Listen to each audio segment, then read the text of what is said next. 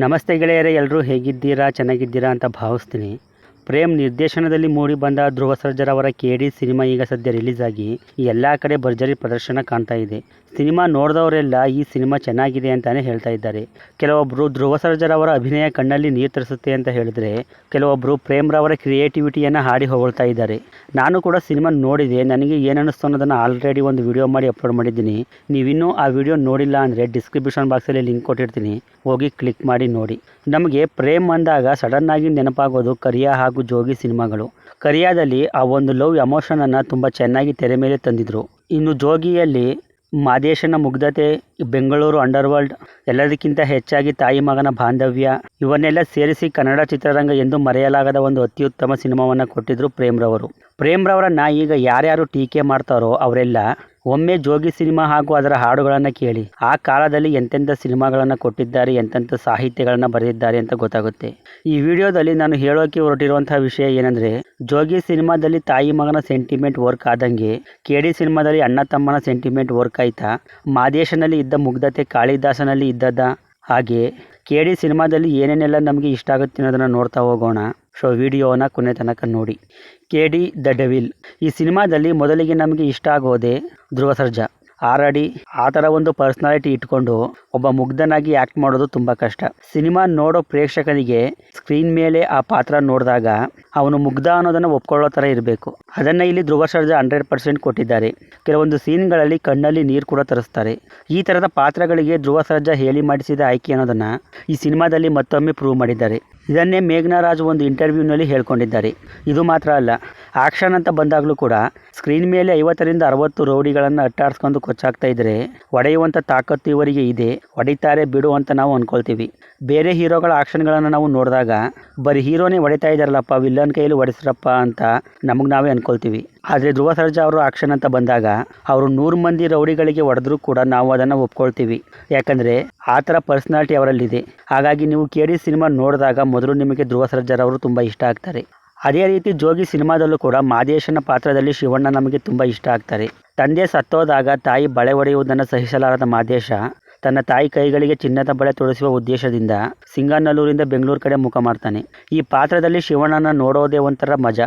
ಆ ಕ್ಯಾರೆಕ್ಟರ್ನ ಇನ್ವಾಲ್ವ್ಮೆಂಟ್ ಹೇಗಿದೆ ಅಂದರೆ, ನಿಜವಾಗ್ಲೂ ಮಾದೇಶ ಒಬ್ಬ ಮುಗ್ಧ ಅಂತ ನಾವು ಡಿಸೈಡ್ ಆಗೋಗ್ತೀವಿ. ಕ್ಲೈಮ್ಯಾಕ್ಸ್ನಲ್ಲಿ ತಾಯಿ ಮುಖ ನೋಡದ ಮಾದೇಶನ ಗೋಳಾಟ ನಮ್ಮ ಹೃದಯ ಕಿತ್ತು ಬಂದು ಕಣ್ಣಲ್ಲಿ ಧಾರಾಕಾರ ನೀರು ಸುರಿಯುವಂತೆ ಮಾಡುತ್ತೆ.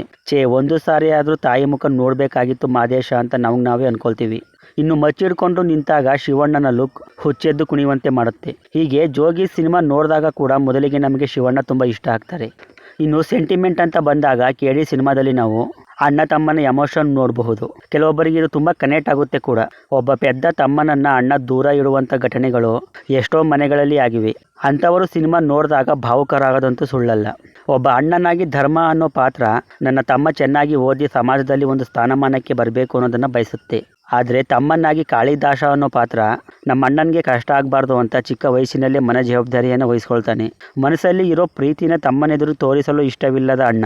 ಎಷ್ಟೇ ಬೈದರೂ ಎಷ್ಟೇ ಅವಮಾನ ಮಾಡಿದ್ರೂ ಅಣ್ಣನ ಮೇಲೆ ಬೆಟ್ಟದಷ್ಟು ಪ್ರೀತಿ ಇಟ್ಕೊಂಡಿರುವಂತಹ ತಮ್ಮ. ಹೀಗೆ ಈ ಥರದ ಅಣ್ಣ ತಮ್ಮ ಈ ಕಾಲದಲ್ಲಿ ಸಿಗಲ್ಲ ಅಂತಾನೆ ಪ್ರೇಮ್ ರವರು ನಿಮ್ಮಂಥವರು ಭೂಮಿ ಮೇಲೆ ಇರಬೇಕಪ್ಪ ಅಂತ ಸಾಹಿತ್ಯ ಬರೆದಿರೋದು. ಹೀಗೆ ನೀವು ಸಿನಿಮಾ ನೋಡಿದಾಗ ಅಣ್ಣ ತಮ್ಮನ ಸೆಂಟಿಮೆಂಟ್ಗೆ ಭಾವುಕರಾಗ್ತೀರಾ. ಅದಕ್ಕೆ ಮೇನ್ ರೀಸನ್ ಧ್ರುವ ಸರ್ಜಾ ಅವರ ಆ್ಯಕ್ಟಿಂಗ್. ಜೋಗಿ ಸಿನಿಮಾದಲ್ಲೂ ಕೂಡ ತಾಯಿ ಸೆಂಟಿಮೆಂಟ್, ಆ ಎಮೋಷನ್ಗೆ ನಮ್ಮ ಹೃದಯ ಭಾರವಾಗುತ್ತೆ. ಸಾಮಾನ್ಯವಾಗಿ ಒಂದು ಹಳ್ಳಿಯಲ್ಲಿ ತಾಯಿ ಮಗ ಹೇಗಿರ್ತಾರೋ ಅದೇ ರೀತಿ ತುಂಬ ನ್ಯಾಚುರಲ್ ಆಗಿ ಸ್ಕ್ರೀನ್ ಮೇಲೆ ತಂದಿದ್ರು ಪ್ರೇಮ್ ರವರು. ಆ ಡ್ಯಾನ್ಸ್, ಆ BGM ಈಗ ನೋಡಿದಾಗ ಕೂಡ ನಮಗೆ ಇಷ್ಟವಾಗುತ್ತೆ. ತಾಯಿ ಪಕ್ಕದಲ್ಲೇ ಇದ್ದರೂ ಮಗನಿಗೆ ಗೊತ್ತಾಗಲ್ಲ. ದೇವಸ್ಥಾನದಲ್ಲಿ ತಾಯಿ ಇಟ್ಟು ಹೋದ ವಿಭೂತಿಯನ್ನು ಮಗ ಹಣೆಗೆ ಹಚ್ಕೊಳ್ತಾನೆ. ಹೀಗೆ ಕೆಲವೊಂದು ಸೀಕ್ವೆನ್ಸಸ್ಗಳನ್ನು ತುಂಬ ಚೆನ್ನಾಗಿ ಪ್ಲ್ಯಾನ್ ಮಾಡಿ ಬರೆದಿದ್ರು ಪ್ರೇಮ್. ಇನ್ನು ಹಾಡುಗಳು ಅಂತ ಬಂದಾಗ ಜೋಗಿ ಸಿನಿಮಾದ ಹಾಡುಗಳನ್ನು ಹೇಗೆ ಮರೆಯೋದು ಸ್ವಾಮಿ. ಒಂದೊಂದು ಹಾಡು, ಆ ಹಾಡಿನ ಸಾಹಿತ್ಯ ಮನಸ್ಸನ್ನು ಮುಟ್ಟುತ್ತದೆ. ಬೇಡುವನು ವರವನ್ನು ಕೊಡೆತಾಯಿ ಜನ್ಮವನ್ನು ಅನ್ನೋ ಹಾಡು ಈಗ ಕೇಳಿದರೂ ಕಣ್ಣು ತುಂಬಿ ಬರುತ್ತೆ. ಲವ್ ಹಾಡುಗಳು ಅಂತ ಬಂದಾಗ ಎಲ್ಲೋ ಜೋಗಪ್ಪ ನಿನ್ನ ಅರಮನೆ, ಚುಕುಬುಕು ರೈಲು ಅನ್ನೋ ಹಾಡುಗಳು. ಡ್ಯಾನ್ಸ್ ನಂಬರ್ ಅಂತ ಬಂದಾಗ ನಿಂಗಿ ನಿಂಗಿ ನಿಂಗವೋ, ಹೀಗೆ ಒಂದಕ್ಕಿಂತ ಒಂದು ಹಾಡು ಸುಂದರ. ಅದೇ ರೀತಿ KD ಸಿನಿಮಾದಲ್ಲೂ ಕೂಡ ಒಂದೊಂದು ಹಾಡುಗಳು ಅತ್ಯದ್ಭುತವಾಗಿ ಮೂಡಿ ಬಂದಿದೆ. ಜೋಗಿ ರೇಂಜ್ಗೆ ಇದೇ ಹಾಡುಗಳು ಅಂತ ಹೇಳೋಕೆ ಆಗಲ್ಲ, ಆದರೆ ಒಂದು ರೇಂಜ್ಗಿದೆ ಅಂತ ಮಾತ್ರ ಹೇಳ್ತೀನಿ. ಜಾನಪದ ಹಾಡುಗಳ ಸಾಹಿತ್ಯದ ಎಳೆ ಇಟ್ಕೊಂಡು ಅದನ್ನು ಸ್ವಲ್ಪ ಅಪ್ಡೇಟ್ ಮಾಡಿ ಸಾಹಿತ್ಯ ಬರೆಯೋದ್ರಲ್ಲಿ ಪ್ರೇಮ್ರವರು ಎತ್ತಿದ ಕೈ. ಅದೇ ರೀತಿ ಶಿವ ನಿನ್ನಾಟ ಬಲ್ಲವ್ರು ಯಾರ್ಯಾರೋ, ಗುರುವೇ ನಿನ್ನಾಟ ಬಲ್ಲವ್ರು ಯಾರ್ಯಾರೋ ಅನ್ನೋ ಸಾಂಗ್.